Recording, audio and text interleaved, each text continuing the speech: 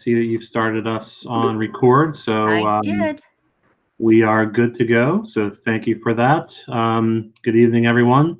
So my understanding is that we are not live streaming tonight, but we are recording, and the meeting will be posted onto the district website either tomorrow or later this week.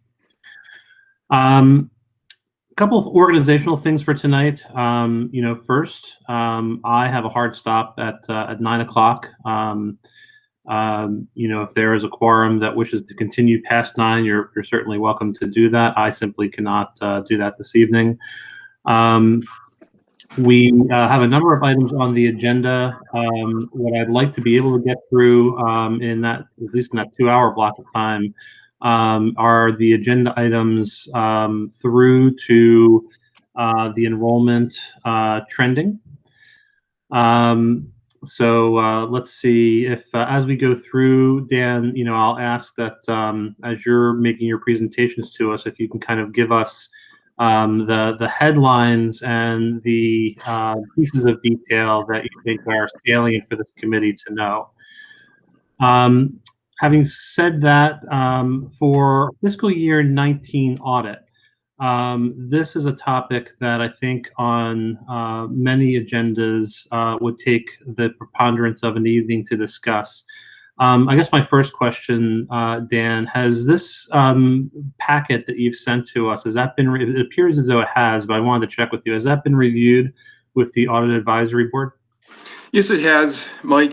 We had a meeting on July 28th. We had the lead auditor from Melanson. Just an FYI, they've changed the name from Melanson Heath to Melanson. And we had probably a 2-hour discussion that evening. Basically, I just wanted to share with the committee the audit report, which includes not only the financials, but student activities, the end of the year, the single audit, and the management letter.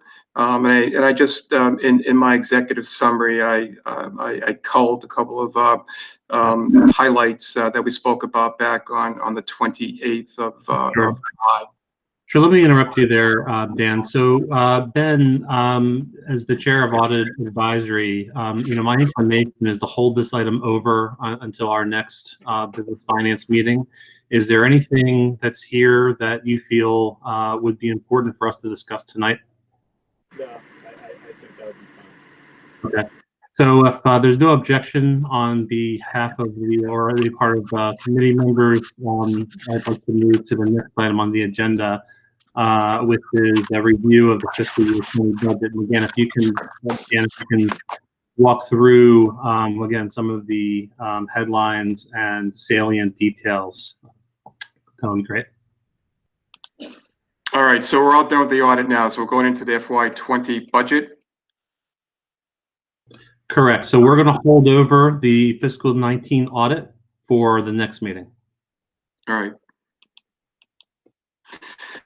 So the FY19 budget, I have up here now attachment B, which is a final report for FY20. And again, these numbers are unofficial to the auditors come in, and actually they're in now. They're doing work remotely. They're expected to be on site if everything works out the last week in September.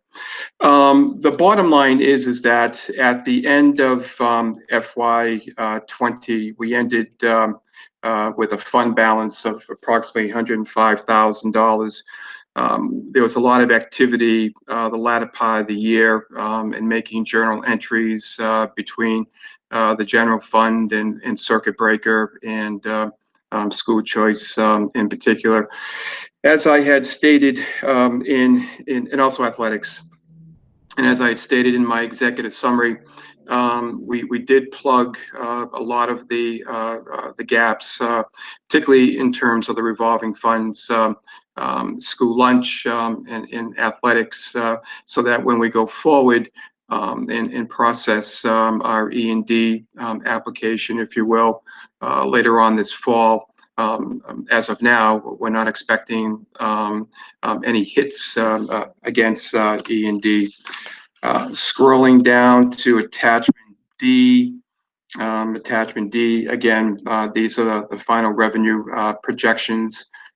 We took a little bit of money in after June 30, and you have up through September 30 to book these dollars to the previous fiscal year. And as you can see right here, again, is our balance, approximately 105,400.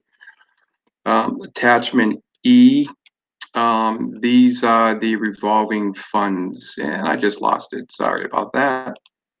All right. Sorry about that.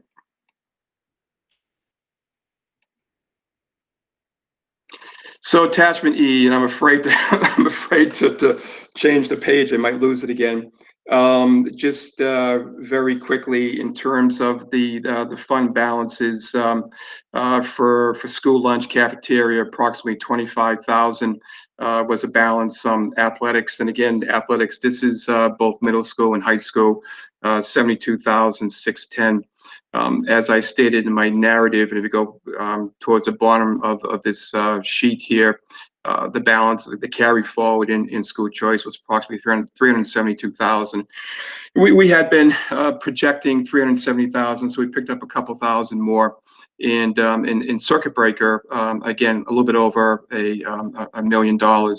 I should point out that with school choice, we're using school choice now as a funding source to purchase PPE supplies and materials, and as the grants come in that Deputy Superintendent Burlow has written, we'll be making adjustments between school choice and the grant. For example, the school reopening grant, the 1572 and change, that's retroactive back to last March, and the dates on that are through December 30 of 2020. So we have the ability to make those adjustments.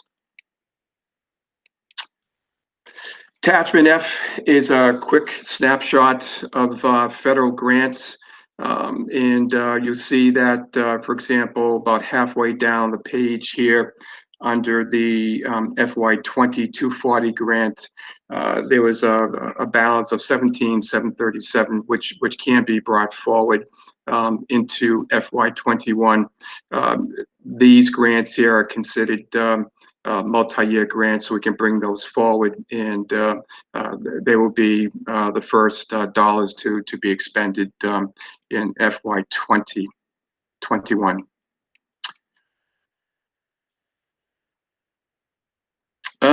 Attachment G, so I'm going to hop right into FY21, but before I do that, I'd be happy to answer any questions. Again, some of the highlights for 20 is that we brought forward a little bit over $1 million in circuit breaker.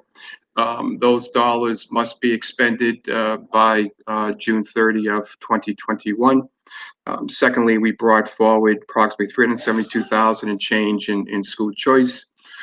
We made whole the cafeteria revolving, and we also made whole athletics revolving as well for FY20. I'd be happy to answer any questions before I get into 21.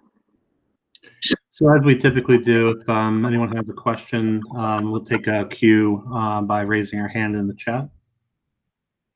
Does anyone have any questions regarding fiscal year 20 closing? And for all intents and purposes, these are closeout activities. Yes. We got Ken. Just a quick question, and maybe we can get to this later if you want, but in the transportation, there is a pretty large number, right, that we still could conceivably pay to AA. How is that possible? Like, how are we able to like have that in the ether after we're going through closeout? So those dollars remained encumbered. Again, at the end of the year, what we do is that we bring forward those outstanding obligations from the previous year. And for FY20, that carry forward was approximately 1.6 million. And of that 1.6, we have an obligation, we have an encumbrance of approximately 1.4 million, and that is for both AA transportation and in van pool. So should we close those purchase orders out in 21, those dollars will fall to our bottom line in 21 because they still remain encumbered. Ken, did you have a follow-up? Yeah, so is there a time limit to when, like how long those dollars can be encumbered? Not really. Typically, you want to get them off the books in the first couple of months of the fiscal year. Certainly, if those dollars remain at the end, we'd have to wrap it up by the end of the fiscal year. But I would hope that those encumbrances, including the transportation, would either be closed out or paid in the next several weeks at the absolute latest. And that doesn't affect our like the E&D and whatnot when we certify E&D? Does it have to be closed out before we file that? No, it won't affect FY20. It will impact FY21 E&D work. Okay, thanks. Anybody else? I did have a follow-up to that. So I guess the follow-up, just help me understand, Dan. I'm trying to just reconcile the statements, right? So if we have a fund balance of 1.6 million, I believe we've talked in the past about saying that we've missed the window of opportunity to be able to roll these funds forward through transportation stabilization, and that the only way that they could be utilized in fiscal 21 is if we certify them for E&D. So I'm just trying to understand the mechanics of this, because I think I also heard you say in your report just now that this would, if we did in fact make a payment to AA Transportation, that would have an impact on fiscal year 21. So am I understanding that correctly? And how would that work mechanically? Is it the case that we would need to roll these funds into E&D and then make a payment out? Or, how does that work when we get to, if no payment has been made, how does that work when we get to the point where we need to send E&D funds to be certified? So, Mike, the funds that'll be certified through the E&D process are as of June 30, 2020. If there are any obligations, and I speak in general terms now, for example, if there are any encumbrances, and let's just say the number is $500,000. Let's just say that there's a textbook order that was processed in June, and that invoice didn't show up because there's something on back order. That encumbrance, that obligation from the previous year would not impact the FY20 E&D process. However, it will impact the FY21 E&D process in the event that that invoice, that encumbrance, let's just say it's $500,000. If the invoice came in and it were $100,000 less, let's call it $400,000, that purchase order gets closed out in 21, and that $100,000, which is the balance of that purchase order, that would fall to our bottom line in 21 and would impact the FY21 E&D process. So when we say the FY21 E&D process, is that the process that we take up this fall? It'd be FY20. That's FY20. FY20. That's FY20. Okay, so Yes. I'm still clear as mud to me. So I'm sorry. So when we certify funds for E&D, we have we have 1.6 million that includes a $1.45 million encumbrance. When we go to E&D in November, are we certifying 1.6 million? No. Or are we certifying 150K? No, we're not certifying 1.6 million because those dollars are obligated. Those dollars are tied up. Those dollars are committed in FY21. That 1.6 will not impact the E&D certification process for FY20. Will not. Okay. Carl, you have a hand raised? Yeah, just a quick question. Looking at the some of the other encumbrances, the 100,000 for instructional support, is that for like textbooks that have been ordered that haven't come in yet, Or That's correct. Actually, we did we did place a textbook order very late in June. I think it was the last week in June. So that's what that is. Yes. oh, lucky guess. Yes.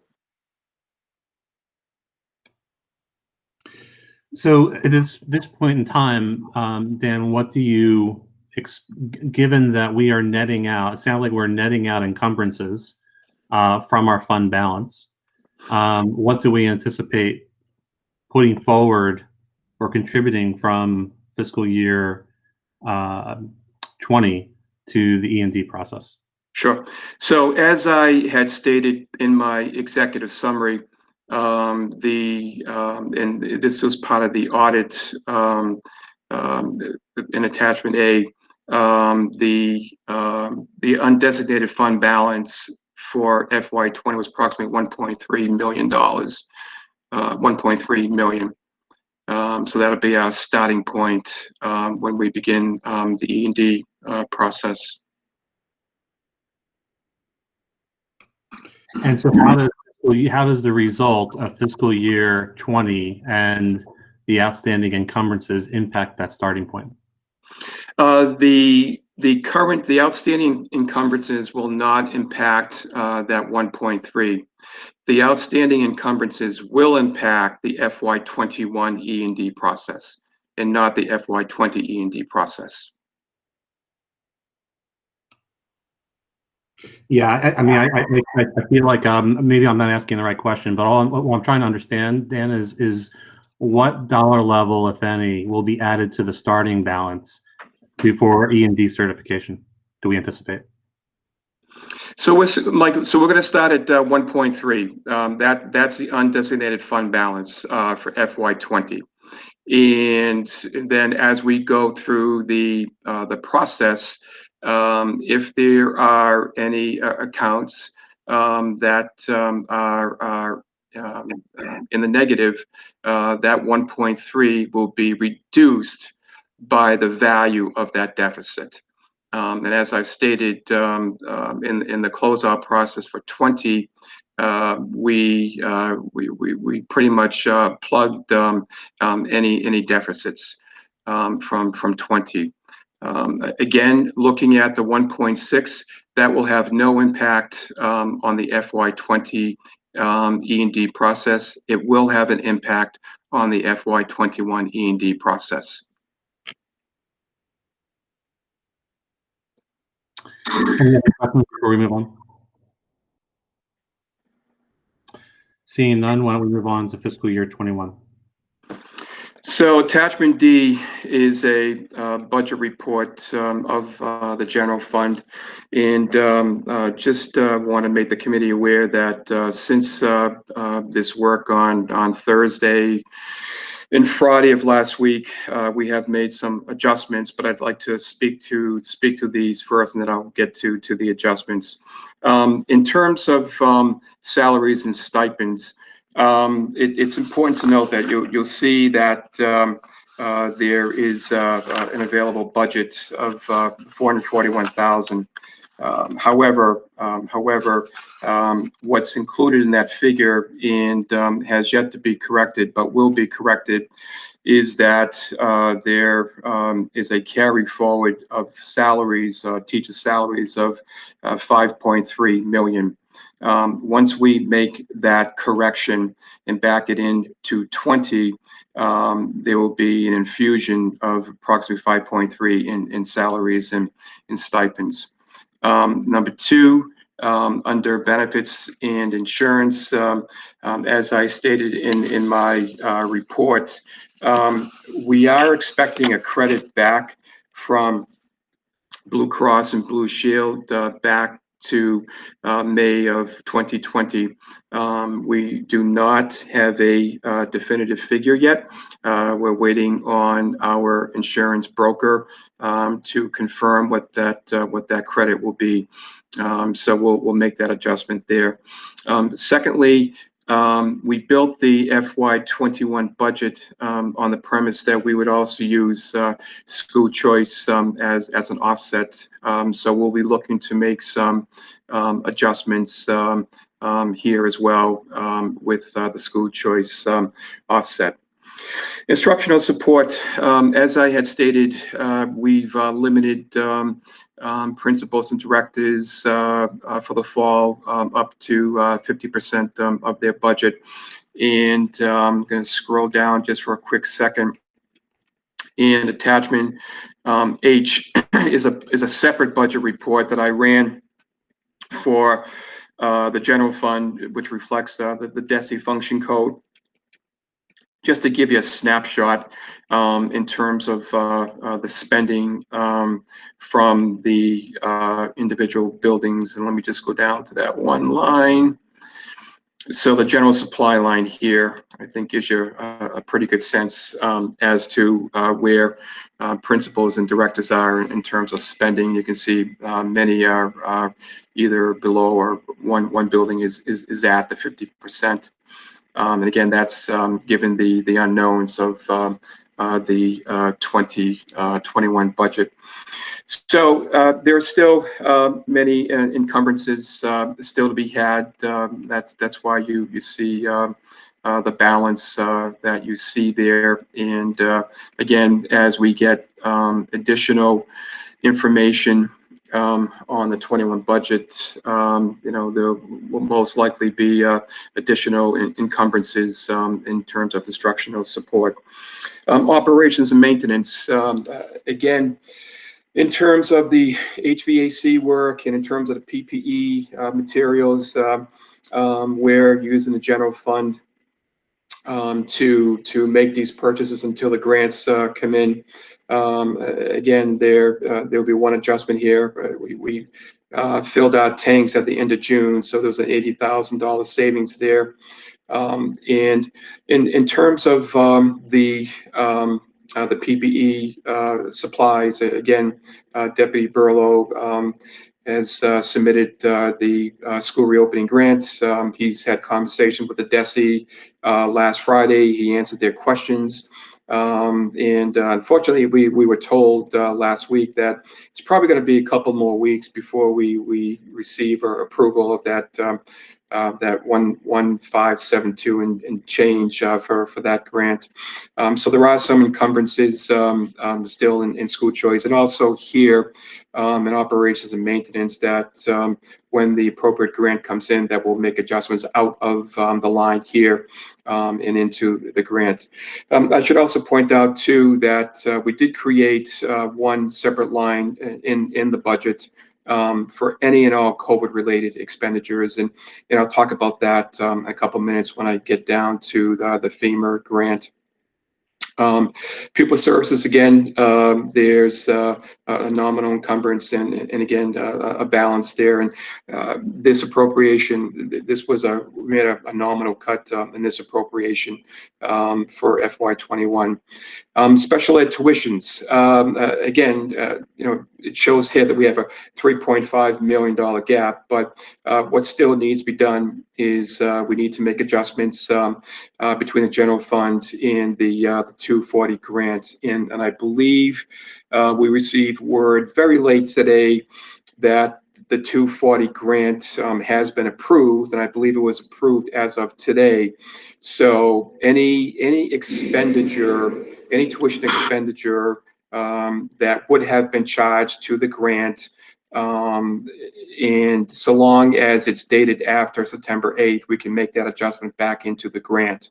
If there is an expenditure that should have been charged to the grant and it's prior to September 8th, that charge remains either in the general fund or we can back it into circuit breaker. So what we will need to do is, with the grant approved today, we'll make adjustments in the encumbrances, back out approximately 1.5 into the 240 grant, because that is the value of tuitions in the 240 grant. Also, we'll make adjustments between the general fund and circuit breaker carry forward. Again, we want to hit the carry forward first because those funds need to be expended by June 30. So there's a little bit over $1 million there. And then we should know probably either next week or the week after what our estimated FY21 circuit breaker reimbursement is going to be. So when all of these stars, for lack of a better term, are properly aligned, that will negate that $3.5 million gap there. Other operating costs, these are the charter assessments and school choice out figures. We will need to fully encumber that. Again, the state budget is still undecided. So and again, the figures that we used to build the 21 budget was based upon the House 1 budget back in January. So that available budget of 1.1 will be zero once we encumber those dollars. Transportation, again, we haven't fully encumbered the purchase order for home to school transportation, nor have we encumbered our in-district or out-of-district, which is why you see that balance there. We will be making those adjustments this week. We have a meeting on Thursday, and though there is a savings, and as I wrote in my report, we're looking at approximately 1.1 million in home to school, and approximately 261,000 and change for the sped summer. It's important to note that though there is a savings there, there's still a number of other costs associated with transportation for FY21. For example, will we need additional equipment, be it the bigger buses or the vans? Number two, what's going to be the cost incurred by the transportation provider, be it AA Transportation or Van Pool, to clean the vehicles after every run. So again, those are fluid figures. We don't have definitive numbers. We're hopefully going to have that information by the end of the week, but certainly we should have that information by our next meeting, or hopefully pretty close to it as well. And in terms of the debt, again, the 1781 is not fully encumbered. We'll need to make that adjustment here, encumber that, and that will be zeroed out. In terms of Medicaid for FY21, as I stated, Sue Soper, who is our Medicaid director, has confirmed that for September, we're looking at a payment of approximately $74,204. And for December, we're looking at a payment of approximately $92,455. We're waiting on final confirmation from Mass Health to confirm these figures here. I'm going to jump down now to attachment I.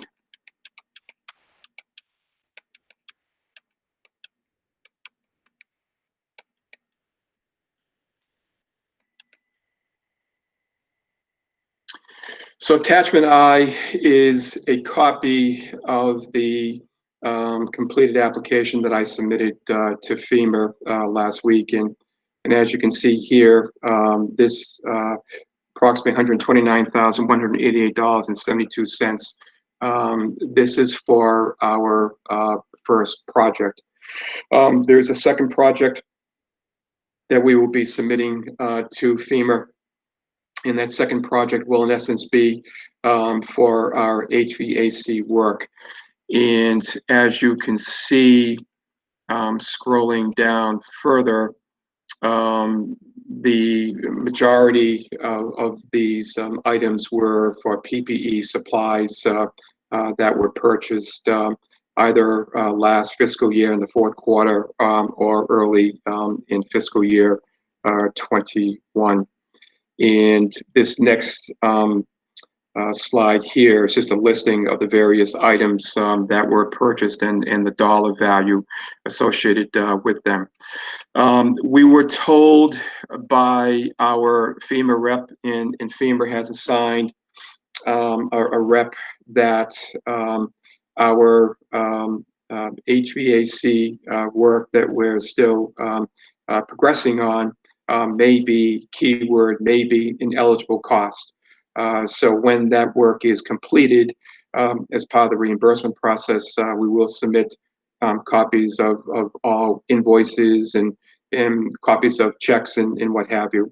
FEMA will be, assuming that there aren't any issues or further questions. And again, the 129, 188 has already been vetted by our initial rep. In essence, dotting the I's and crossing the T's as the application goes up the ladder.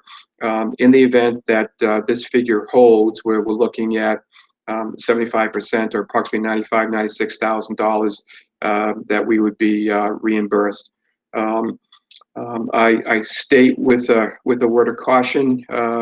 Actually, tomorrow the DESE is holding a noontime call to talk about FEMA and the reimbursements, and the fact that late last week the feds made an announcement that they may be scaling back, or I should say they will be scaling back on our request for PPE supplies and materials. So I don't know if because our application's already in there, if we're going to be good or not. So I guess time will tell. It's estimated that we probably will not receive any word on this 129,000 for a couple of months, probably until sometime in November. And again, that's from the rep that we're working with. Moving down again to staying with FY21, Jay Sullivan, who is the Associate Commissioner for School Finance, had directed all school business officials to amend their FY19 end of the year report. And what he asked us to do prior to the end of August was to report to him the actuals for transportation paid out in FY20. And so I reported when I processed that amendment that we had to do one line amendment. And the reason why he had us do that amendment is because he is recalculating the regional transportation reimbursement for the FY21 state budget. Again, our 21 revenues, the figure that we use, the 2.4, was based upon the governor's House 1 budget. It's unclear if that figure is going to hold or not, but to get a better figure, all regional districts, all SBAs were asked to report what they paid out in FY20. So we did that back in August, and hopefully we'll get some word in a couple of weeks at the earliest as to what the reimbursement might be, and I think it'll be a minimum of several weeks before we get any word on that. This here is a revenue budget report, and as I stated in my executive summary, we had not yet posted the revenues for the month of July and August. That has since been done. That was done today. But as you saw in my narrative that I shared with you, I included backup on and this is the Excel document. I reflected the two Chapter 70 payments for July and August, approximately 4.6. Treasurer Dunbar has confirmed that all towns have made the appropriate payments through August, and so those are now posted and are in munis. So the revenues are actually looking a heck of a lot better than the 4.6 that you see here. In terms of and again, this is just a backup here on the state payment, the Chapter 70 payment that I spoke about a moment ago. As I had said in my executive summary today, Deputy Burlow and I met with Principal Biando and Athletic Director Lynch to talk about the FY21 athletic budget. Obviously, with the adjustments that have been brought forward by the MIAA, we anticipate a significant reduction in gate receipts for the fall, and we're not sure about the winter as well. So the end result of today's meeting is that Principal Biando and Athletic Director Lynch and I will be looking again at those figures along with Deputy Superintendent Burlow, and we'll be looking to drill down and fine tune the revenues as we estimate them for FY21, and also the expenses. With the implementation of fall sports and perhaps winter sports, there have been some adjustments that have come forward from the MIAA. Obviously, number one, in terms of officials, the cost per official per game has increased. I think today we spoke about, I think it's a soccer official, to do a varsity soccer game, that figure for 21 increased from $82 a game to $84 a game. Number two, other changes like in with soccer, at each game now, they are required to have 10 soccer balls as opposed to the 2 or 3 soccer balls that they had in the past. And why the 10?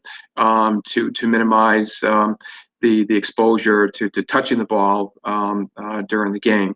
So there are many nuances like that that we learned about today in meeting with the two of them, and we'll be looking to fine tune the high school athletic budget, both the revenues and expenditures, in the next couple of weeks. And I'd like, hopefully at our next meeting or in October, to then share what we think athletics in the revolving fund will look like in FY21.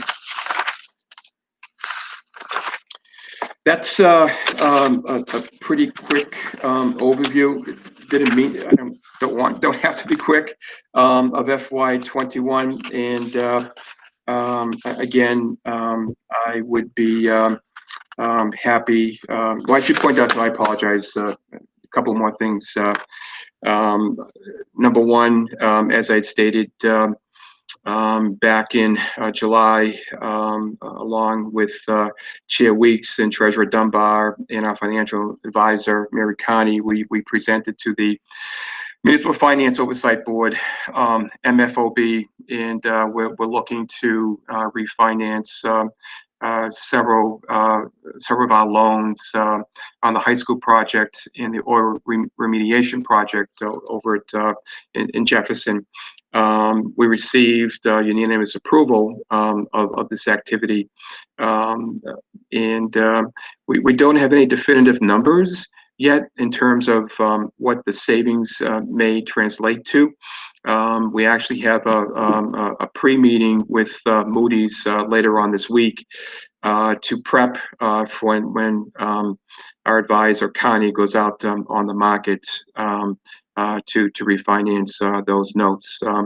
And it is the intent that as we refinance these notes, again, figures unknown, that the savings would be applied to FY21 and FY22.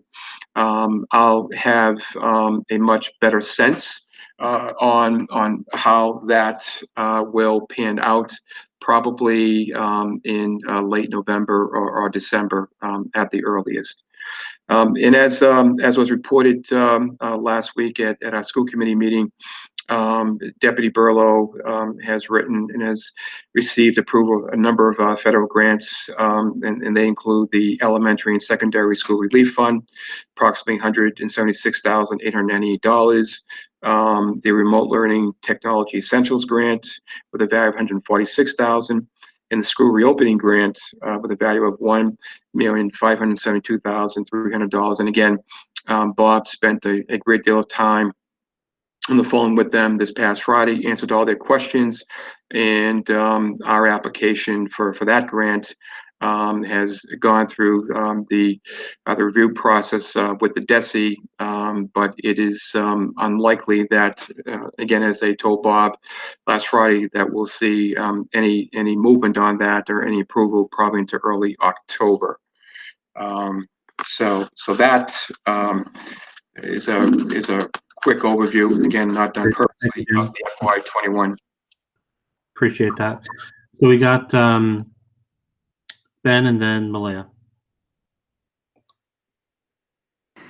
Okay, thank you. Quick question, Dan.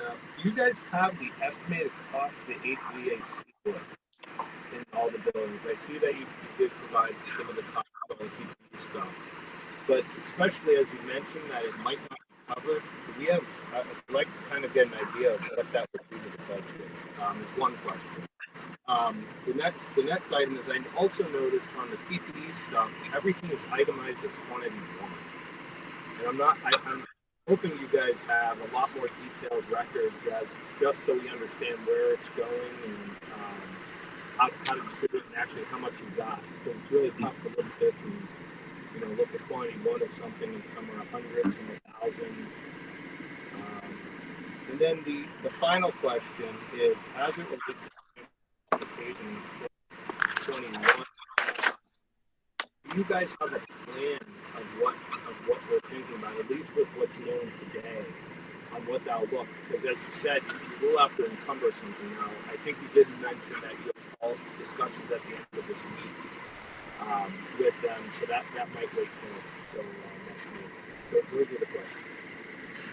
All right, so I'm sorry, Ben, I didn't get the third question. Mike, I'm sorry, what was Ben's third question there? The third one was around transportation. Okay, yep. But like as I mentioned, that I believe that you, in your earlier statement, said something around the fact that you'll be getting better detail of what that is at the end of this week. So you might not have to answer that. Sure. So I'll start there, and yes, we're meeting this Thursday with both providers, AA Transportation, who does our home to school, as well as our in-district SPED, and they have literally one or two out-of-district runs, and then secondly, Vanpool, who is primarily our out-of-district provider. We hope to get more clarity from them this week in terms of will there be a need for additional equipment, especially in terms of the SPED component, and given the limitations in terms of the seating capacity on vans. Number two, we do not have a cost yet from either provider in terms of the cleaning of the vehicles. For example, AA Transportation, we've spoken to Ron about cleaning the big buses, their drivers, cleaning them between runs, and then at the end of the day doing a deep cleaning so that the bus is good to go the following morning. But we don't have any figures yet on what that cost will be.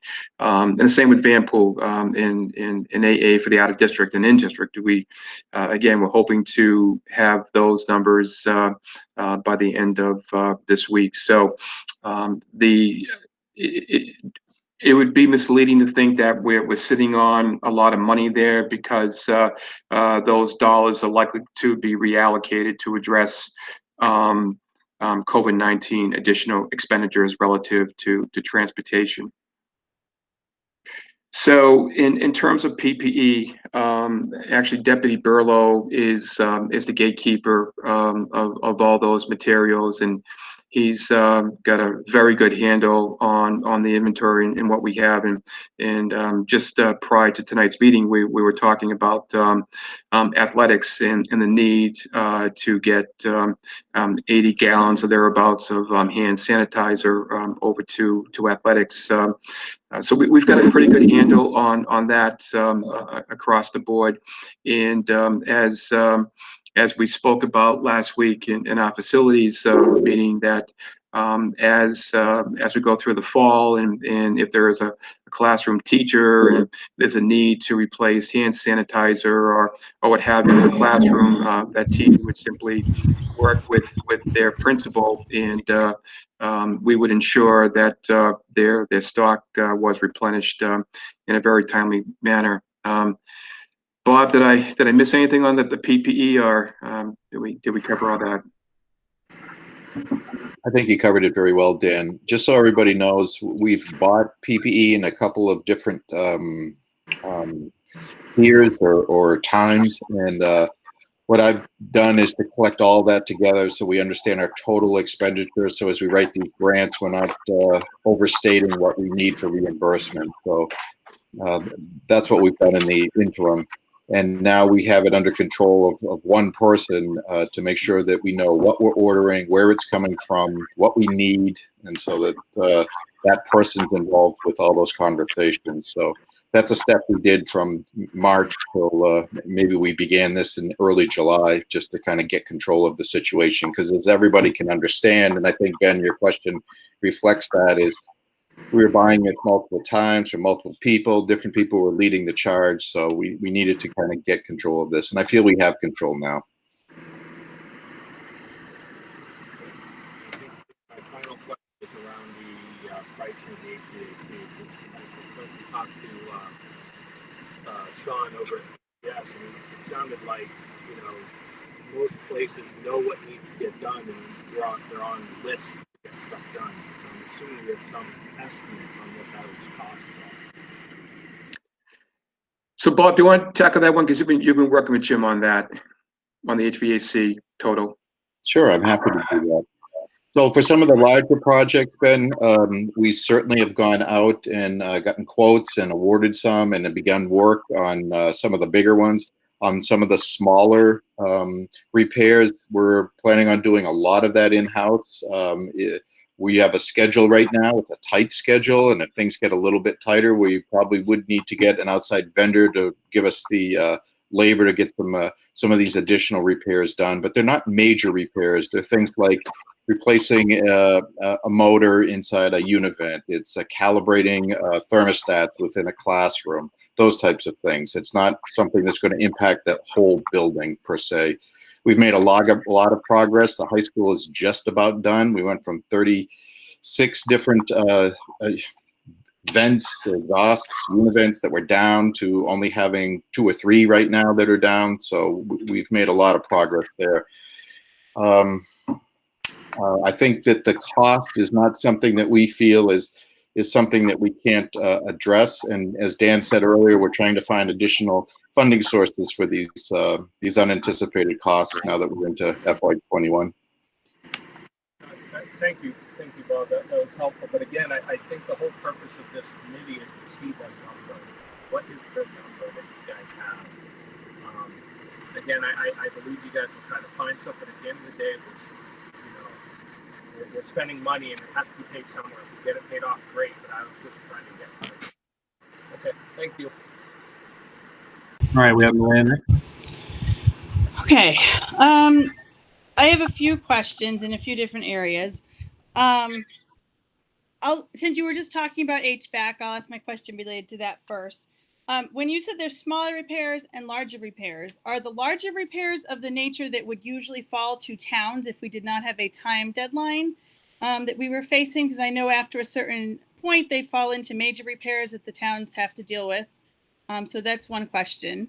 So the answer is yes. I'm just thinking of one project that we've been looking at, and it's significant. But again, none of us knew any of this was happening a year ago. So So to is that interject. is that a case where, where we would be talking or having a conversation with the towns perhaps about cost sharing that, because they also have grant funds for COVID-related expenses that we can't tap into. So that may be a logical conversation to have perhaps. We are having those conversations, Malaya. I've had conversations with all 5 town managers, and the towns, as you know, they did receive a portion that could be shared with us, and we're working on those projects that they can help us out with in those respective buildings. Okay, so that's my first HVAC question. My second HVAC related question is that you also, or Bob actually said that in some cases, it's only a small portion of a building that's not complete. And this may be a question for Daryl to forward to him. But if there's a small portion of a building that's not complete when we need to have students in the building, I would be curious to hear from him if that means we can't have students in that building or until the whole building is complete. He gave us some information on that at our last school committee meeting, and it seems to be inconsistent with what I just heard, so I wanted to clarify. So if there's a small portion of a building that's not ready, a couple classrooms or, thermostats or whatever, is that something that would prohibit us from using that entire building when school starts? I can answer that, Dan. Malaya, from what I've seen with each of these buildings, it would not prohibit us from having students in the building. It would prohibit us from having students in a particular classroom or classrooms until we get it resolved. Okay. All right. I'll save my other questions on that till the next meeting. So that's good. That's financially, that's a good thing. I had a quick question about the 50% per pupil services line that you said you limited the buildings to 50% of their spending. Is that 50% of their annual spending or 50% of their monthly spending? 50% of their annual spending. And again, we're just being mindful of the budget and what may be in store. Okay. I was just curious. I wanted to clarify. My third question was about transportation, and I know we'll get to this in more detail, but it sounds like you had to provide the state with the figure of what had been paid through August. Did I understand that correctly?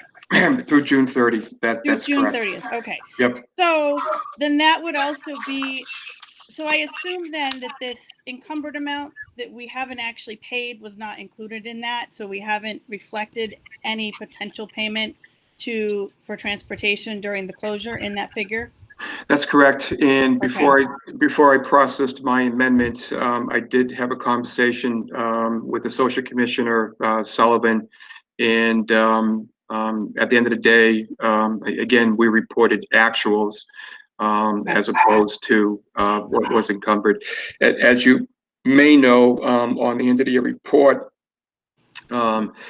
expenditures are recorded on what's called a modified accrual basis. So if there's something encumbered, that gets reported on EOR. So so that's good to know also. So that is another case where this is not you, this is a cumulative effect, but as a committee, our inability to solve that problem in a timely manner and come to a solution we can agree on is probably going to hurt us in the long run in some way, because it will not be reflected in what we actually spent or may spend theoretically. So that is not just you. That's it's good to know though. It's frustrating. Yes. Sorry, it's frustrating. Yes. I can't respond. May I respond? Sure. No, it wasn't you. I was responding to our committee as a whole and our inability to solve that problem. I just want to share that it also impacts our filing for circuit breaker, because this year we include transportation in our filing. Right. And it also impacts our Medicaid receipts because of Medicaid receipts. Because the transportation is part of that as well. So I just wanted to share that. Thank so you. that is having a much larger potential impact on our future budget than just the little amount that we might have that we were discussing. So that's very frustrating, but that is not, it's not a Dan problem. That's a global problem, and it's very frustrating. My last question is more of a request, because I didn't see this in here. You talked about staffing and that we won't have the final hiring information until the end of September. Can I request, because it was missing in this, you obviously know the positions that you are hiring for or that you're planning to hire for. And it's actually been requested a couple times while you were away to get an update of the chart. We had the tiered chart of what we were planning to cut, and we did not get a clear picture as of now as to which positions have actually been reinstated, which ones were cut. Some of them were teachers, but I know there were a couple non-teaching positions on that list. I know there were a couple things. I think there was a tech specialist that I saw a posting for, which I don't know if that's a new position or replacing someone. But there's also been talk of hiring additional help with contracting to do HVAC at various reports that we've seen. So I think I would like to see an update of that, wherever that stands, or whatever the plan is. If we're planning to hire these positions, we're in the process, so we know where we are in terms of staffing and which positions we actually have and what we don't have at this point. Because I don't actually know, as a school committee member currently, which things in that original plan, as of, I think we saw it last in July, in early July, which things on that list ultimately were cut and which were restored. And we don't have the full picture, and it would be very helpful. So Jeff is here, Malaya, and Jeff, if you could just give Malaya a quick, in the committee, quick overview, please. Yeah, I'll be happy to. That's a good question. As you know, the information was shared back, I think, in mid-July when the town did pass the budgets. Yeah. We did tiers 4 and tiers 5 were reinstated, so all those teachers were recalled and reinstated. So it still exists that tier 1 and tier 2 are the. And I think, we've stated that multiple times. I think it was actually included in Daryl's reopening report that we had tiers 1 and tier 2 are still, those positions are still vacant. The two tech positions that you saw were 2 resignations that we received over the last several months. So we filled those positions. Okay. But tier 1 and tier 2 cuts have, they've been in place since July, and I think, they've been communicated multiple times. Well, that part was, but I know, and again, I won't belabor the point now, but at our last business and finance meeting, we had some questions about what those numbers looked like, given that there were some additional funds found, and we had actually some specific questions about that that have not entirely been resolved. So that's why I was following up on that, because it was asked at our last meeting, and I don't think you were there, Jeff, but it was just to clarify, because there was some additional funds found, and we didn't know if that meant we wouldn't have to make as many cuts, or it was unclear. And there's also been requests for things like that there might be a need for additional tech assistance, and that might be useful, or HVAC people to help with that process, or facilities. And so that was just, there were some outstanding questions. So that's why I asked. And Malaya, and just in terms of the HVAC component, it's our game plan that as we continue with that work, that we would bring in outside vendors to assist and facilitate with that work. That we wouldn't be looking to hire district staff or bring on new district staff for that work. So Jeff, is that correct? I'm sorry, yeah. We're not looking to hire as district staff, HVAC staff. That's my understanding.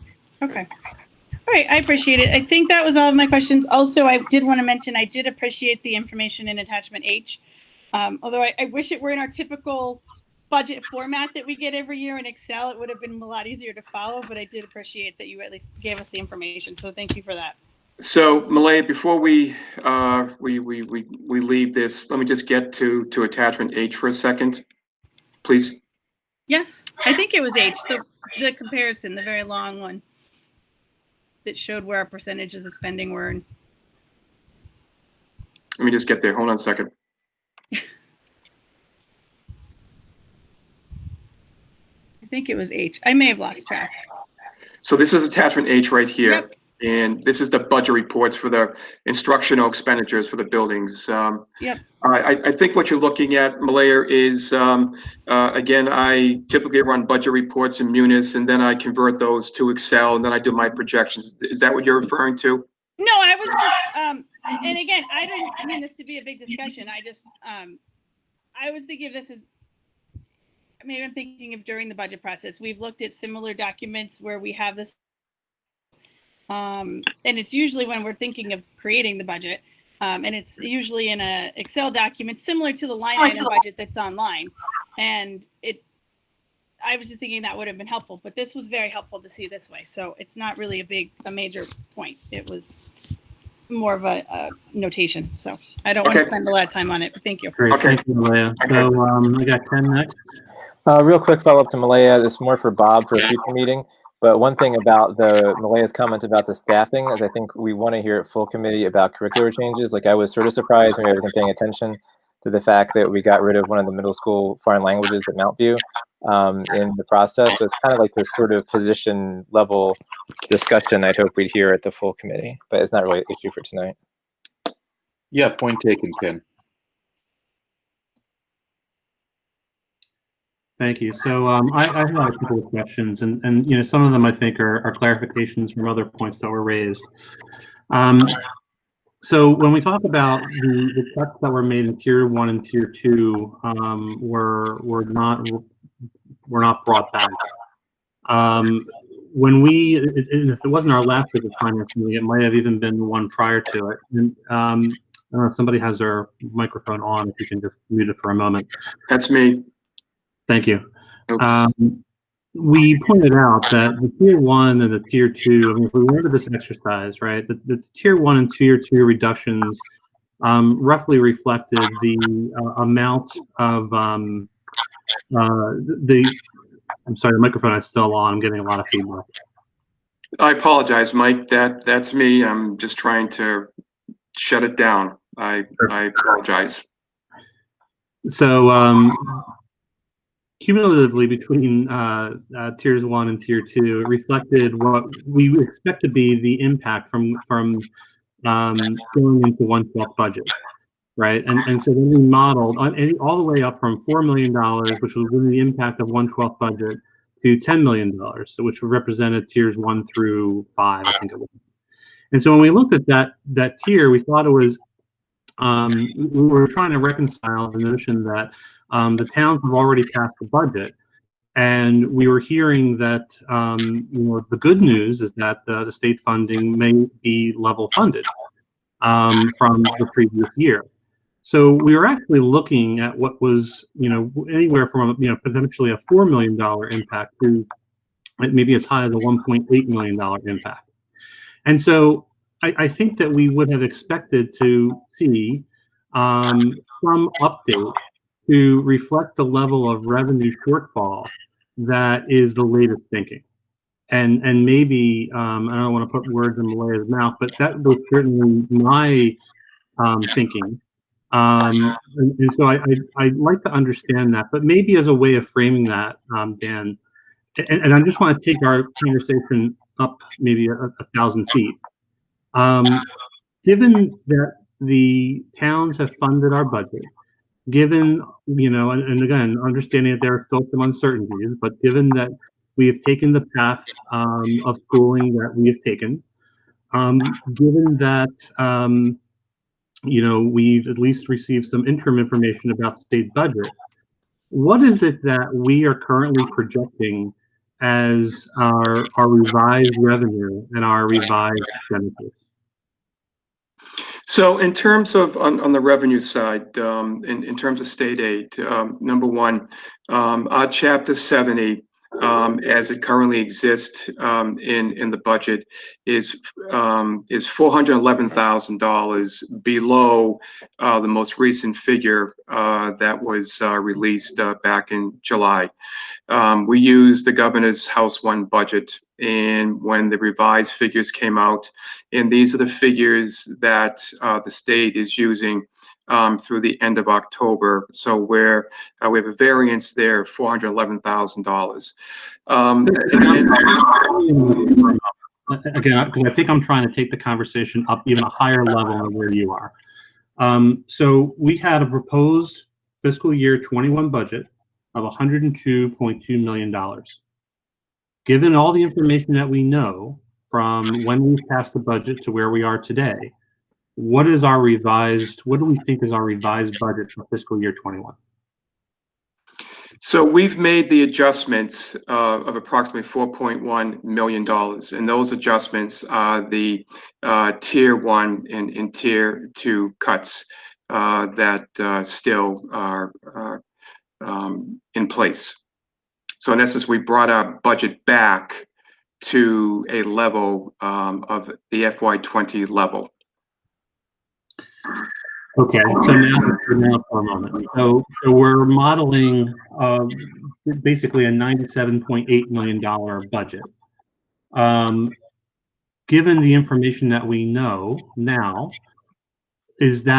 what's our degree of confidence that we are going to be at 97.8 versus something higher, given that the towns have passed our budgets, and it appears as though a lot of our PPE expenditures, I mean, I haven't counted through all of the different grants that you've rattled off, but one was 1.5 million, or a couple $100,000 grants, and certainly we have a savings in transportation for a good portion of the academic year. So, where do we think we're going to land with that?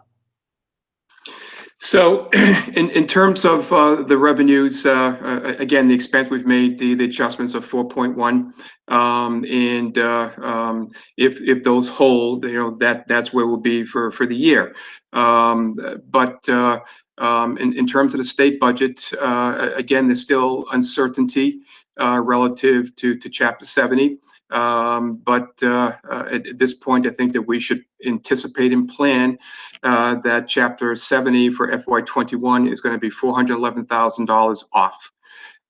Number two, we still have no information relative to regional transportation. Again, as I stated earlier, Jay Sullivan, Associate Commissioner for School Finance, had asked school business officials to amend their 19 reports and report FY20 actuals. What does that mean for us? I don't know yet. I should also point out too, and this goes back a couple of years, but as you know from the transportation issue that was from a couple of years ago when I first started, there was an overpayment there, and so the DESE made one adjustment, but they forgot to make the second adjustment.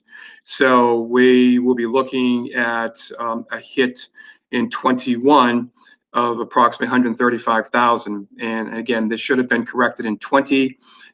There was a blip that didn't happen, so that'll happen in 21. So there'll be a 1-2 punch, I think, with regional transportation. Again, the repayment that should have happened last year, approximately 135,000, and then number two, the uncertainty of the percentage for reimbursement. Medicaid. I'm sorry. Let's just stop on reimbursement. I'm sorry, in transportation for a moment. So, sure. Let's just talk about the impact of resubmitting our report to reflect the actuals only. And so I believe you sent out something to us about a week ago that estimated that impact to be about $400,000. Is that correct? Correct. And again, that was an estimate. Mm-hmm. I understand. But $400,000. So, again, with the transportation reimbursement percentage, and we know that there's a lot in the state aid, although we've been told that we're at least level funded plus inflation for the first 3 months. We're looking at less than $1 million off of budget. So the towns that funded the budget, our state aid, it looks like to be about $1 million off from what we've added up. Maybe there's some fluctuation there, but I'm trying to help me get from the $1 million plus the fluctuation to the $4.1 million that we're currently positioning at. So in terms of the state aid, again, we brought forward circuit breaker of $1 million. We brought forward school choice of approximately $372,000. When we built the 21 budget, those figures weren't anticipated at that time. We had built the budget based upon estimated receipts for 21. In Medicaid, again, that's a huge unknown. I did give you estimated payments still to be confirmed from Mass Health. The figures for Medicaid in FY21, I think, much more aligned with where we think we're going to land this year. Assuming that there aren't any issues with Medicaid in 21. Right. So actually, you remind me that we carry forward a higher dollar value in circuit breaker and even in school choice than we were originally budgeting in our tiers. So again, where I'm going with this is that it feels to me like a $4 million shortfall over our original fiscal 21 proposal, based on the information that you've presented tonight, feels like it's too big a gap, based on the information that we've talked about tonight.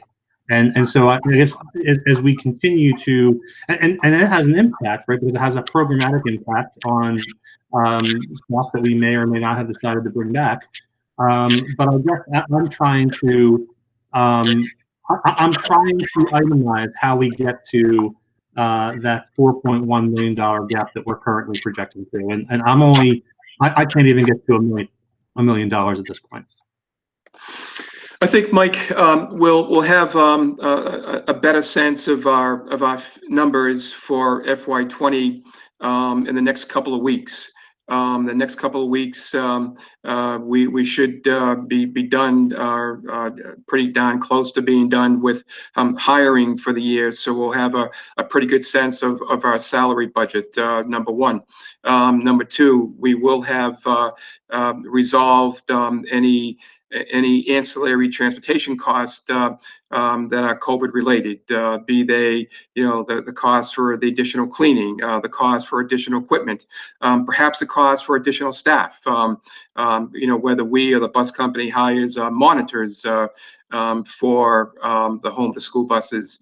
I think that all this is certainly going to shake out in the next couple of weeks at the latest, and certainly in the next couple of weeks we'll have a better sense, hopefully, about the state budget. Will they extend it beyond our October 31st, or is what we have now going to be our budget for the year?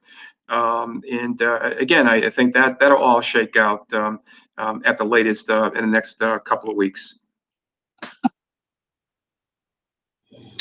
So, I think Ken had requested it in his comments, and I would reiterate, I'm just having a hard time reconciling. We're making programmatic changes, it seems, right now, and I'm not.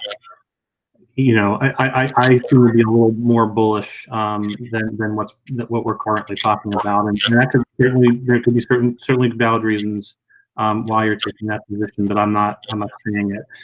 The other question that I have is a follow-up to, I think Malaya was making the point, and I want to ask it as a question.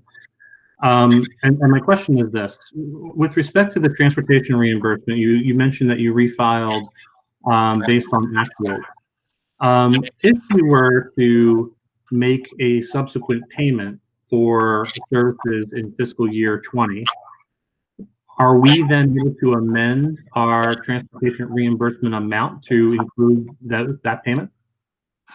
So the first thing I'm going to do is that I'm going to inform Jay Sullivan that we will likely make a payment of X dollars.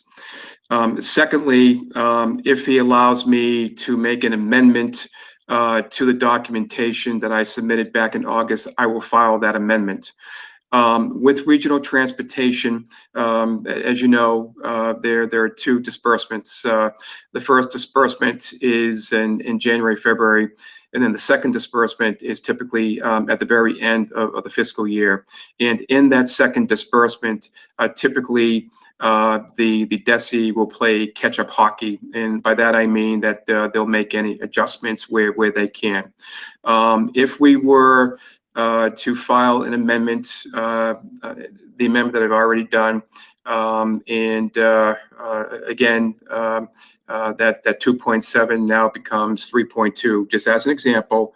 And if the DESE has the funds, there is the likelihood, not definitively, but the likelihood that they could make a correction in the second disbursement. That depends upon what the DESE has for available funds in come next June of 21. Okay, it seems like a timely question and one that's probably pretty important given our upcoming agenda item, which is on this very question. So let's see, we have Malaya with a follow-up question, and Yeah. are you ready to move on? Well, you just touched on it a little bit. I had one about, I was curious about how the the cost of busing under the hybrid model would be impacted, because I recall that when we originally talked about the plans, that busing and the cost of or need for additional buses was one of the reasons cited for not choosing hybrid or being able to do it. And now we are planning to do it hopefully sooner, which is not a bad thing. But I wondered if there are any impacts of that, if the bus equipment availability is still a concern or a factor, or we're just going to figure out a way to make it work with the buses we have and move forward. So I had a lingering question around that. And I also would hope, also somewhat related, that we would get an update at some point on the athletic expenses when you do have it. That's one of the reasons I did not vote yes last week, because I assumed there would be costs we weren't aware of factoring in the budget. So I hope we'll get that update when it comes as well, which might include transportation. It might not. But anyways, my main question was about the hybrid busing situation and how that would play into the numbers you've given us. So again, we'll be sending out, I don't believe it's happened yet, a registration form for bus transportation for November or thereafter. I'll have a better sense come Thursday when we sit down with AA. At this point in time, given what Mr. Ernenwein has shared with me and actually shared with my colleagues, any additional equipment that anyone may request may be unlikely, just given the fact that the factories had shut down going back to March and are only recently beginning to retool. So there'll be a wait on any additional equipment. So what will it look like? We don't know that information yet today. I hope that when we meet either again later on this month or early October, at that point we'll have a pretty good sense as to what the busing will look like, given the various cohorts that we're looking to implement. Okay. I was curious. So the answer is we don't really know, and we'll make it work with what we have. So I appreciate that. Will we need to approve a new amendment to the contract after you finish those conversations with our transportation providers for the fall? I don't believe so, Malaya. The costs will remain the same, and again, we'll be looking to reallocate those dollars within the transportation. We may have to create a couple of lines within transportation, depending upon if we hire staff or they hire staff to be monitors. So are we paying them the full cost then for this first quarter, where there are most students, the majority of students are remote? No. Okay. We're not off. No. Okay. Appreciate that. Just wanted to clarify. All right, so that's a good segue into our next topic, which is transportation settlement. So Dan, why don't you, again, you can bring us through the headlines and some of the details. Sure thing. Thank you, Mike.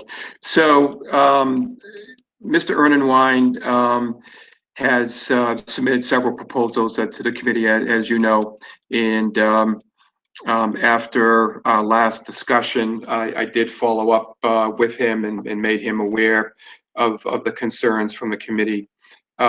He sent a letter to me back on August 13th, and I've now have up here.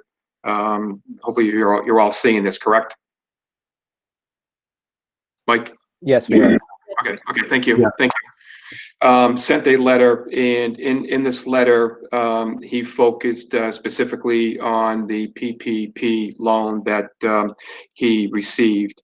And and then what he's also done is, in addition to this letter, he sent backup, which is attachment M, from his payroll company, which speaks to the value of labor associated with Wachusett.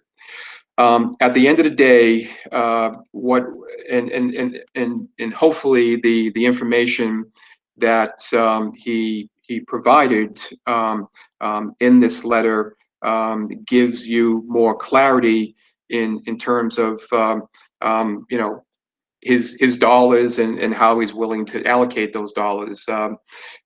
He does write, and I have it here, that if he were to receive loan forgiveness and not have to repay back that loan, that he would give us a credit of almost $95,000, 94,920 and 30 cents. His offer still is that if we go forward with this, that he would freeze next year the daily rate of home to school, approximately $116,000, and that's based upon 180 days. So we'd have to tweak that, obviously. And then secondly, he would freeze the sped in district, saving approximately 43,000, again based upon 180 days, and then he would also issue a credit based upon the PPP loan of almost $95,000. So that's kind of long and skinny. Just a couple of thoughts. I think Christine mentioned this early in the discussion. This does have an impact on circuit breaker for 21. It does impact Medicaid. But as we've talked about here already, I think in the past, this will impact Schedule 7 of the end of the year report. Typically, you would report on the end of the year report what's been expended and then what's encumbered. They're treating encumbrances as expenditures. This year, and again, I'm going to say clarity from the DESE, but having already reported 2.7 in actuals, then I would think that on my Schedule 7, that I'll be reporting 2.7 in actuals. Some other issues that have since come up with this is that our out-of-district provider, Vanpool, though he's willing to work with us and service us and help us, has yet to sign his contract. It was a one-year contract with the option for renewal, so that has not happened. And AA also has not signed their FY21 contract for out-of-district. They have just a couple routes. Literally a couple of routes, and so he has not signed that as well.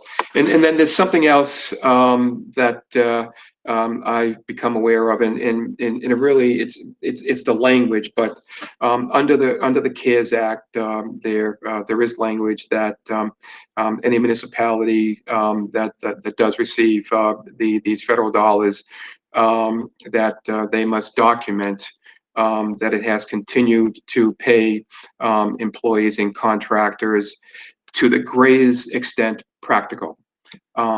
So you know, I'm not an attorney, and you know, that could be interpreted, well, you know, it doesn't say you must pay, but it's stating to the greatest extent practical. So that's something that came up in discussions in recent weeks.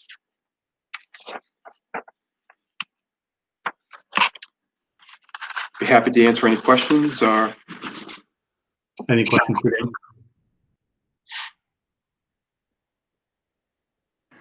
Yeah, I have a quick one.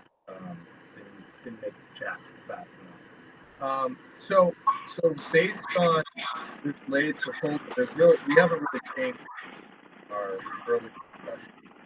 Is that a correct statement? So Ben, you know, there's something dealing with your microphone. It sounds like you're very far away, and I for one I didn't catch the question. Could you repeat Yeah, it?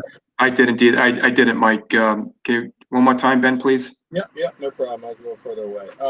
So at this point, it doesn't seem like from any of the contracts, any of the items that were brought forward, anything has changed. It's still, is that correct? So what has changed? I think this letter, I think, provides you with more information on his PPP loan. Secondly, he's offering up a credit of almost $95,000 if that loan is forgiven.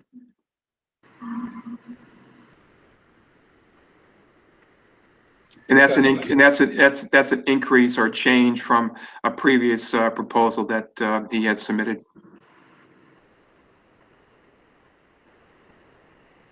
Ken, I saw that you had your microphone off. Did you have a question? Yeah, I mean, I think in some way, a comment and a question. The first comment is kind of following with Ben. It seems like, you know, we've had this conversation many times, and maybe it's time where the committee just votes on it one way or the other, because it doesn't seem like it's hugely changed. I mean, there may be details around the margins, but you know, we've had the same conversation many times. The question I guess I have that would be different is, you know, we're under contract, I guess, in a way, starting soon for this year. So I know we're talking about last year's payment, but like, what are we planning for this year? Like, what, you know, we're not transporting many kids in September.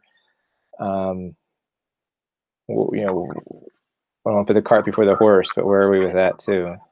So again, it's there have been no discussions whatsoever with any transportation vendor, or for that matter, any vendor, relative to making any type of an adjustment in 21, similar to those that were discussed in the fourth quarter of 20. And I speak now in general terms. That being said, at this point, the expectation is that we will not be making any payments with AA, or for that matter, Vanpool. Although Vanpool is certainly very much involved now with transporting our students out of district programs. It really comes down to AA for the most part, both SPED in district and also home to school, that we won't be making any payments until the buses or the vans roll. And that when those payments are made, we'll pay the vendor 100% of the contracted cost from the day that they roll until the day they stop rolling. At this juncture.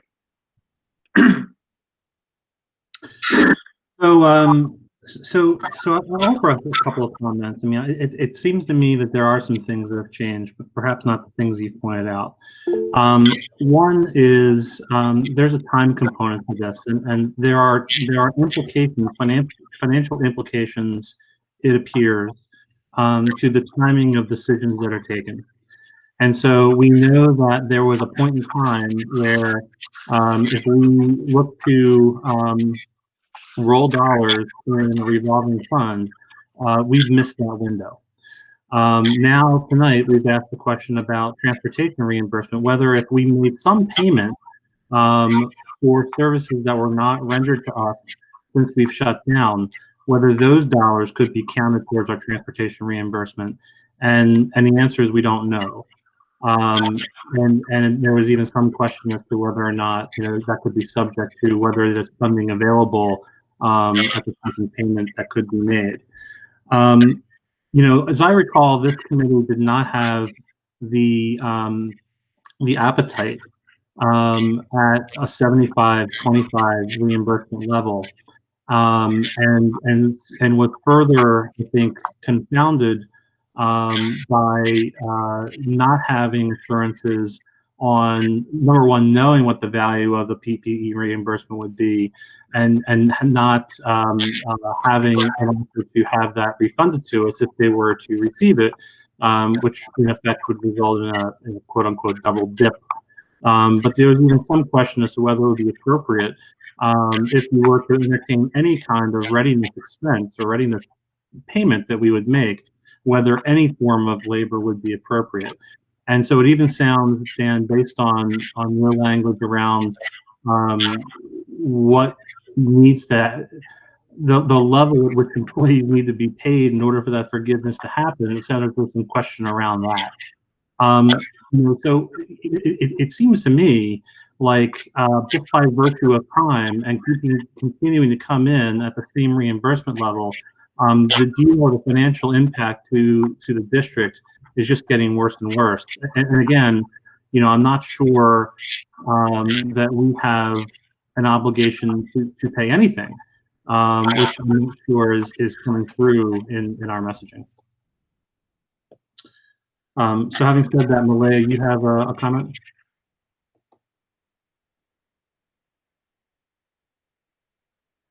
Malaya, I think you're on mute. I think you're still on mute, Malaya. All right, I figured. Sorry, my computer did weird things. Okay, so the 75-25% apparently hasn't changed, so that's a philosophical question. And they have, it seems from my reading of this, increased the amount that they would be willing to give us if their PPE grant is forgiven, which I would expect they would know soon. Do we have any sense of when they would know that? I'd be happy to ask that question I'll ask that question tomorrow. I can reach out. I mean, it does seem to me like they did increase that substantially. I think the last proposal they had was $25,000, and that was a huge gap from what we were asking of 25% or so. And so now they're much closer to that. So I appreciate that. Yes, that's correct. The 75-25% is still I think, a philosophical question, because by their own account, it seems to me from their letter, it's tricky, because it seems to me from their letter that they're also accounting for their lost revenues during the summer, which is not in their accounting of why they need more money rather than less, which is, I don't believe we give them that much business during the summer. So I'm a little conflicted by that. And why they are factoring that in, or why we should be responsible for contributing to that, because it's not the essential services we provide or we pay them for typically. So that is my question, I guess, that factors into the overall discussion. I don't know that we have an answer, but that's my reading of the information they provided, that they're factoring those losses into why they need more money rather than less. And that's a philosophical question. I don't know what direction the full committee will go on that. I think they also offered to adjust this year's rates, which will save us some money, although that will catch up with us next year. And we've also seen that if it's having, obviously not paying them has an impact on some other areas of our budget that might be able to be recouped a little bit if we do pay them something. So I'm still somewhat conflicted, but I do appreciate the effort they made, at least with the PPE process and giving us more information. And had they done this 4 months ago, we might have had a solution by now. So thank you. Those are my thoughts. So again, just to talk about in dollar terms, Dan, if I'm following your logic, I mean, 1.4 is the, or 1.45 is the total transportation encumbered. 75% of that is, a little over $1 million. And, this is compounded by the fact that by your estimate, there is at least $400,000 in perhaps lost reimbursement. We don't know exactly what that is, but in roundabout terms. So, again, from my perspective, it seems like a tremendous imbalance. But Having said that, seeing no other question, no other hands raised, there is 2 motions on the agenda. If someone were to, I don't recall whether or not we've had these motions and they were voted down or not, and if somebody feels they do, we can discuss whether or not they are in order. But at this point, the floor is open to anyone who wishes to make the motion that's listed in the agenda to accept a settlement agreement between AAA and home to school transportation. And since it's being displayed, I'll spare you reading the rest of it. Mike, it's Ken. I'll make that motion just because I think we are to the point of where we need to vote on it. Okay, motion's been made. Is there a second? I'll second. Okay. Second. Any discussion on the motion?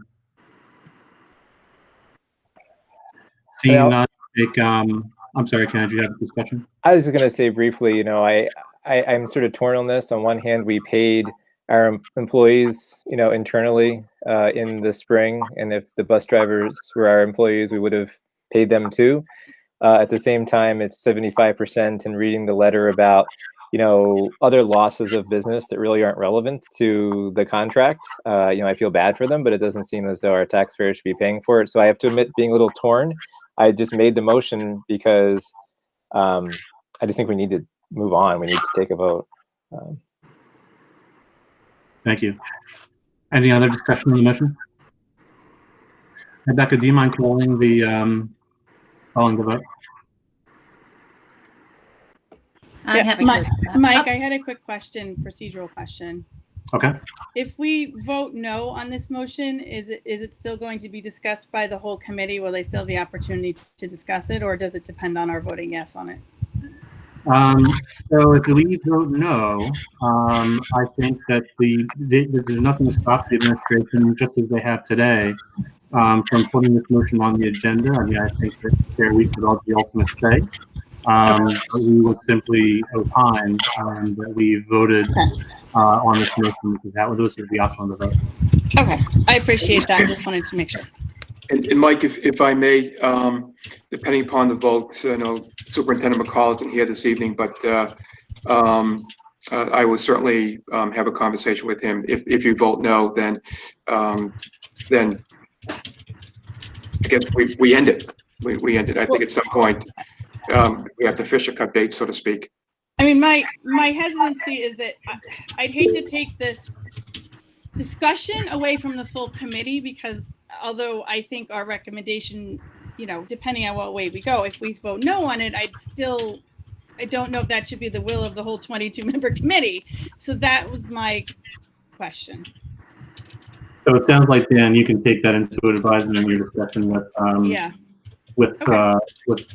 McCall. So Carl, you have your hand raised?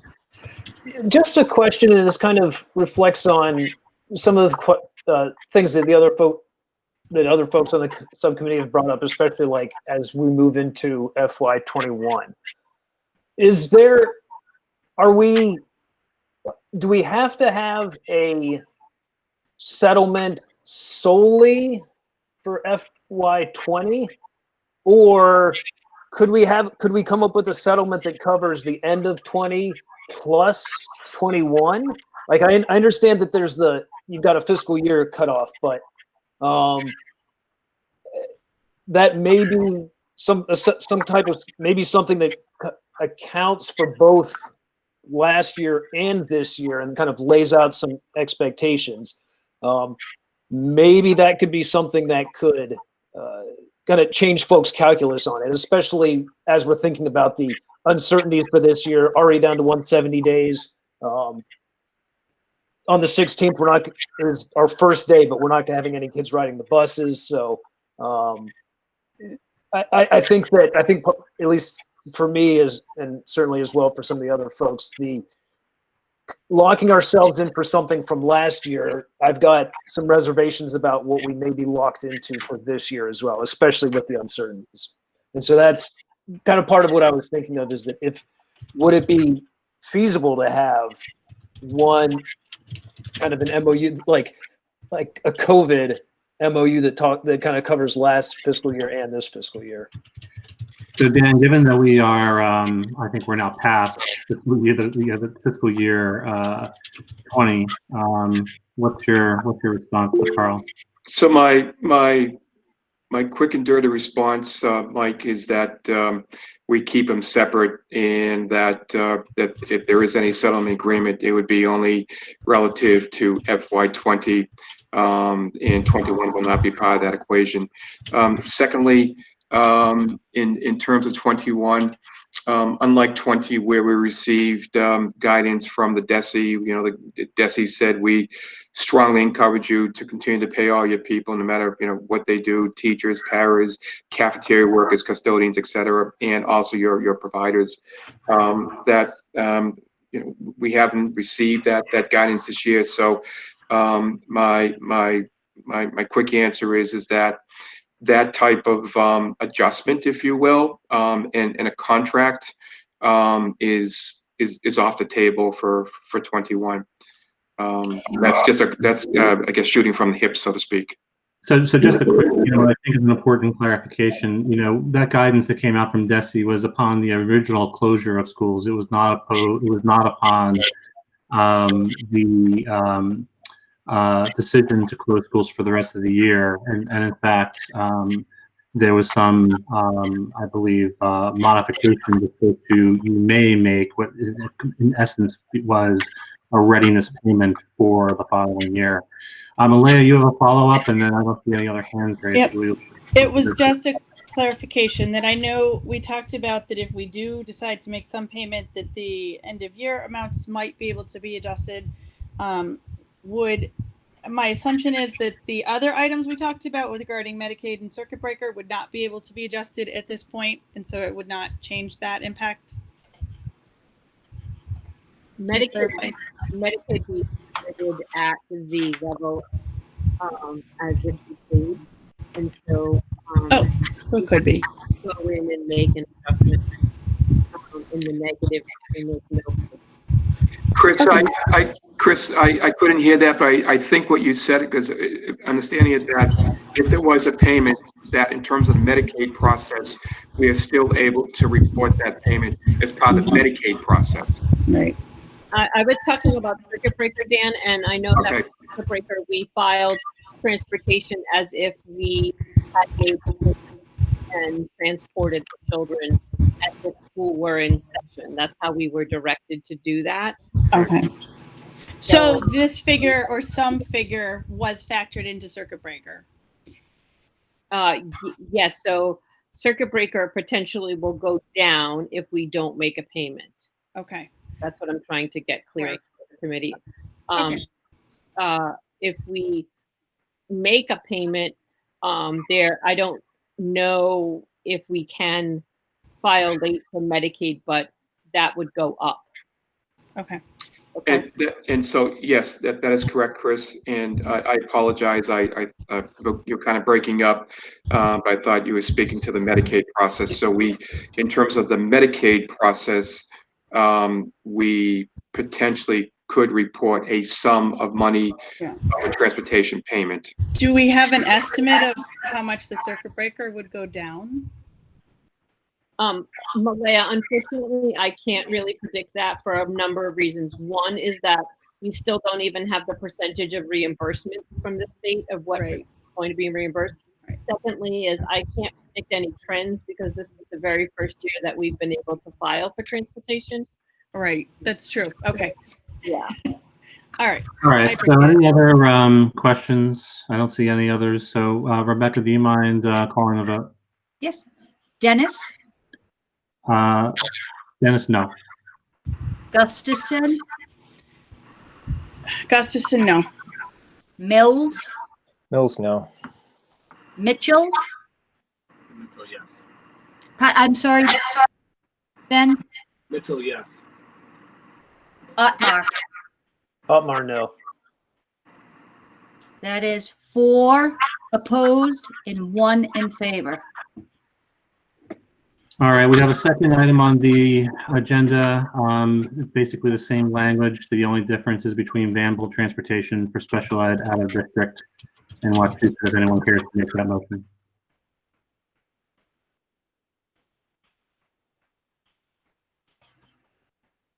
I don't need to make the motion, but I would encourage, at full committee, the administration to consider whether they want to put this on the agenda, just to like give some clarity to our vendors and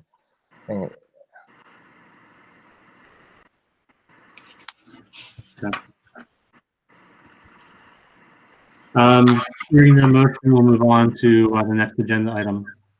Next agenda item is fiscal year 21 enrollment trends and impact to budget. And just a reminder on time, at least for myself, I have about 15 minutes, but we'll turn it over to you, Dan, for a quick overview on that topic. Sure thing. This particular item here is at the request of the chair, Mike, to look at enrollment trends. And there's a quick paragraph here. And what I had stated is that given what we know now that has been presented relative to enrollment, looking at a shortfall this year of losing approximately 249 students.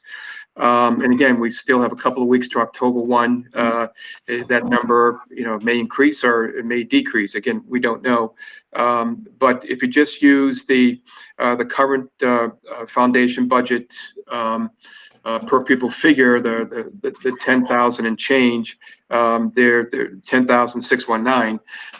There is the potential that our state aid next year could be reduced by approximately $2.6 million. Now, there are a number of factors that still come into play. Number one, we're still a few weeks short of October 1. Number two, there was discussion last week among superintendents that the DESE acknowledges that districts are seeing similar type of reduction, and what does that mean? And there is no answer to that question, but they're acknowledging that districts may be losing students for whatever reason. Homeschooling, probably a big reason. Number three, the SOA, the Student Opportunity Act, that was very much going to be a part of the FY21 state budget. When we built our budget, we certainly factored that into the budget. Number one. Number two, when we're looking at FY21 circuit breaker, we made an assumption that a circuit breaker in 21 would be at the level that was discussed in the SOA. The implementation of the SOA has been postponed. So at this point, given what we know to date, the reduction of 249 students, and given the current foundation budget figure, and again, that's a figure that I used, we're looking at a gap of 2.6. This does not take into account also, and just as a point of clarity, this does not take into account any choice out students, or for that matter, students that may be attending charter schools. So in addition to potentially seeing a reduction in Chapter 78, we also, and I just want to keep it on your radar screen, that when we look at enrollment trends, that we also need to keep in mind the impact that it may have on charter schools, and thus the charter school assessment, and also students who may be choicing out. And again, there's a cost incurred with that, and this is very early to have any information on that data. But certainly as we go through the year, it'll be clear as to what that data may look like. Thank you, Dan. Any questions or comments on enrollment trends? I have one. So I was hoping we'd have updated numbers, because I know for a fact, just from anecdotally, that there have changed since then. I know of several families who have gotten confirmation of homeschool since our last meeting, just through personal connection. So I would be interested in seeing the updated numbers when we get them. My other question is whether the 249 students included school choice and out of district, because I believe the list at our last school meeting, which I tried to pull up, but my computer's not working. cooperating. I believe that did include school choice out students and out of district students in Daryl's presentation. So I couldn't recall if that 249 was inclusive of those students because they're not counted exactly in the foundation budget the same way. So I wanted to clarify that. If you know the answer. So I don't have that answer to that. You weren't there though, so okay. I suspect, Malaya, that when Dan says the 2.6 million is probably not inclusive of school choice out, I mean the totality of school choice out. So with school choice out, right, there's a payment, there's tuition out that we pay that's associated with those students that may not be in the calculation. I actually, if I recall the presentation Daryl made, the school choice and out of district The numbers, I think, add up. They were about the same. They were about the same. So that may be a moot point. I was just curious. The 249, I think, was mostly in the categories that would significantly impact us. So what I'd like for you to take from this conversation is number one is with students with the reduction, with the enrollment reduction for whatever reason. Number one, that'll impact our Chapter 70. Number one. Number two, that'll also have an impact. Let's say students are choicing out, that'll have an impact on our budget for sure next year. And number three, if students are attending a charter school, that also has a budget impact. So there are three areas where we could see a hit next year: reduction in revenue, number one, and an increase in charter school and school choice assessments. Thank you. I have Ken. I have two quick questions. One, I wanted Dan to explain to us when people throw out the term hold harmless, what that means in terms of this. And second, I assume that these 200 and some kids are distributed across like 13 schools and 5 grades, and that there's no opportunity for reduction in expenses because of this loss of students. Right. So hold harmless is that our state aid will not be reduced from the previous year's figure, whatever that figure is. And secondly, I will certainly confirm that, and I'll just use the figure here of 249 students, that is across the district. Could it necessitate a reduction in expenditures? Not necessarily. I just think of the staffing, of the salary budget, and the contractual obligations that are built into the salary budget. If there are additional needs with our special needs population, if there are additional programmatic needs, perhaps some additional adaptive equipment. And let's face it, everything's going up. Our oil went up this year. Our electricity went up this year. And in terms of what a principal has control over, if you will, in terms of their budget, their costs are fairly nominal in terms of what they have oversight of. I was so is to put it more bluntly, thinking about staff, and I assume that Jeff and you all are pretty tight at looking about, okay, we lost X, Y, or Z student who had a 1-to-1 or whatever, and if there was reductions anywhere we could be making this year, hopefully by attrition, to maybe bank some money for next year. But I assume Understood. That's Understood. Okay. So I guess for me, it's a comment. I did ask for this to be included on our agenda, and really, I mean, to me, I think that what I'll remind our committee of is that the impact here is, to me, it's twofold. One, we're talking about it tonight in terms of a budget impact, and the budget impact is, something that we're going to feel for next year. But secondly, this is a level of service impact.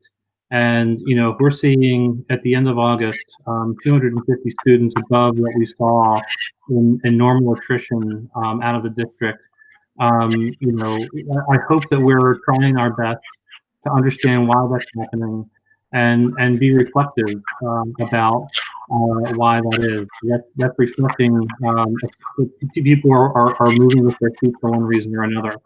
And I think that it's important for the district and for us as a school committee to understand why that's happening, and then to start to plan for the impact of that in the following year, which, as we've modeled in the past, the following year in this pandemic has the potential to be much more severe than the first year in this pandemic. And, our enrollment trends, at least initially and early on, seem to be indicative of that. So again, I hope that administration at our next full school committee meeting will continue to update us on these numbers and these trends, as well as our information around it. There was in place through the guidance program an exit survey type process where we were talking to people about why they were going and leaving the district. I hope that that's still happening, and I hope that we are able to hear the analysis from that exercise. And we will certainly keep this as an agenda item for business and finance over time as well. Any other questions that came up on this topic? Seeing none, we're about 5 minutes before the top of the hour. A couple of choices here. I need to stop in about 5 minutes. I don't know, Dan, if the next topic is going to exceed that or not. What do you think? So my recommendation would be either we adjourn here. I guess it'll take a couple minutes, and then there's something after that, unless a committee wants to go forward. But we can add this item and the following item. We can just roll that into our next agenda. This is going to take a couple of minutes, and brevity is not associated with my name. So I believe this is also tied to the, I think maybe to one of the audit items that we passed over earlier as well. So at this point in time, I would either entertain a motion to adjourn, or the committee certainly could feel free to continue on in my absence, and Vice Chair Mills could take over if you wish to continue. Well, Vice Chair Mills will make a motion to adjourn. Is there a second? Second. All right. Rebecca, do you mind calling the vote? I don't. Dennis? Dennis, yeah. Gustafson? Gustafson, yes. Mills? Mills, yes. Mitchell?